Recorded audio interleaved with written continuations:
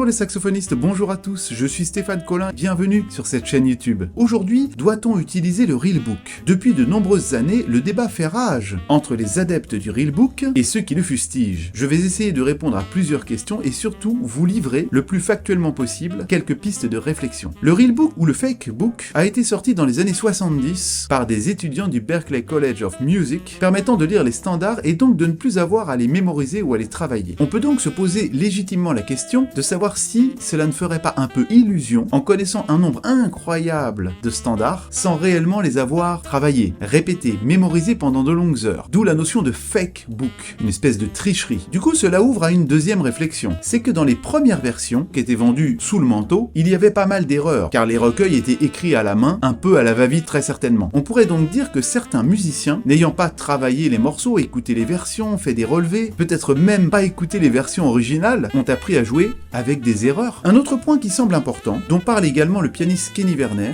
c'est la mémorisation parfaite qui vous libère pour jouer. J'ai consacré à ce sujet la Minute Saxophone numéro 41 sur son livre La maîtrise sans effort. En effet, la mémorisation d'une mélodie, d'une grille harmonique, des accords est essentielle dans le jazz. Il est beaucoup plus simple d'avoir tous les réflexes mentalement sans avoir à lire un texte. Ce n'est pas impossible, je l'ai pratiqué pendant de nombreuses années, mais il faut se rendre à l'évidence que lorsque vous avez tout intégré, mentalement vous êtes plus libre. Le bon côté des choses, c'est que grâce à ces livres, les musiciens avaient accès beaucoup plus facilement au répertoire pour le travailler. Et d'ailleurs, certains disent qu'il n'y a plus assez d'efforts de fait par les musiciens en herbe. Je ne souscris pas à cette remarque, car on voit bien chez nos étudiants qu'avoir toute cette richesse à disposition facilite grandement la tâche de l'apprentissage et ne leur empêche en rien d'être de fabuleux artistes. Évidemment, et pour terminer, ce n'est pas parce qu'on a accès à toutes les informations que tout le travail est fait. Si cette minute saxophone vous a plu, n'hésitez pas à cliquer sur le pouce bleu